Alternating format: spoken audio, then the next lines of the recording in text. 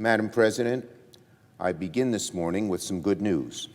I'm happy to say that last night I reached an agreement with Leader McConnell, the Speaker, and the Chair of the House Appropriations Committee and the Senate Appropriations Committee on a continuing resolution that will keep the federal government funded through mid-February of next year. This is a good compromise that allows an appropriate amount of time for both parties in both chambers to finish negotiations on appropriations. This morning, the House, excuse me.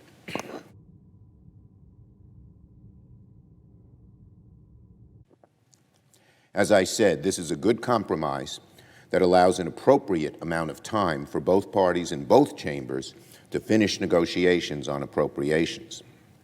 This morning, the House will start the process to take up this government funding measure, and we hope they can have it passed through their chamber by the end of today.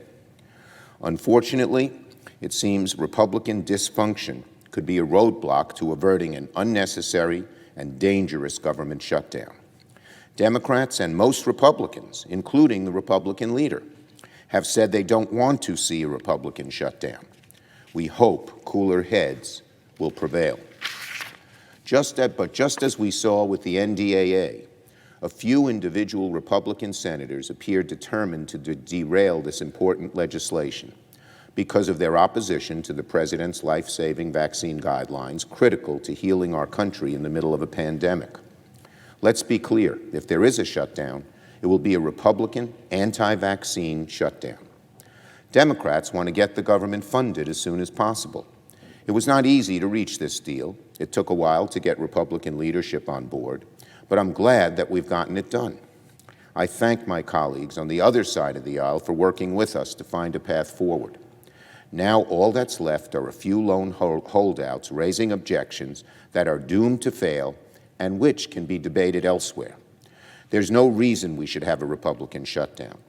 I have worked with the Republican leader on an agreement that will avoid one. Now, again, I hope cooler heads will prevail on the other side so we can keep the government funded before tomorrow's deadline. Now on the NDAA. Once again, Madam President, Republican dysfunction, that seems to be what's going on the other chamber. Not by all Republican members, but by some who seem to run the show. Republican dysfunction has sadly, the Republican show that is, Republican dysfunction has sadly caused immense damage on another routine, important, and largely bipartisan priority, the NDAA. Democrats have been working in good faith with the other side for weeks, since before the Thanksgiving holiday, to secure an agreement to approve our annual defense bill. Last night, because of the objections of one Republican, the NDAA has once again been prevented from moving forward.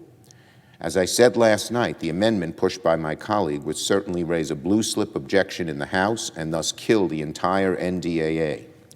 Now, the senator from Florida says there are no blue slip issues, but this isn't a matter of opinion. The authority here rests with the Ways and Means Committee in the House, and they have stated unequivocally that his proposal would raise blue slip issues.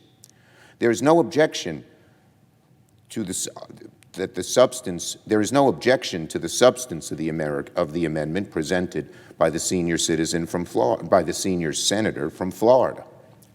But it simply would violate the provision in our Constitution that requires revenue measures to originate in the House. Other members had amendments with similar issues, but they worked with the Ways and Means Committee in the House to resolve them because they are the arbiter. Senator Rubio has not done the same. It's unfortunate that this misguided demand of a single Republican senator is preventing this important legislation to support our national security from moving in the Senate, particularly in light of the fact that so many amendments were allowed to be offered by Senator Reid and Senator Inhofe. The number of amendments that would be voted on, let me repeat, would exceed the total number of amendments that were offered on the NDAA, that were allowed on the NDAA under the 4 years of Republican leadership during Donald Trump's presidency. So to say that we are in a process that is unbalanced or unfair is totally false. It's just simply one person holding it up.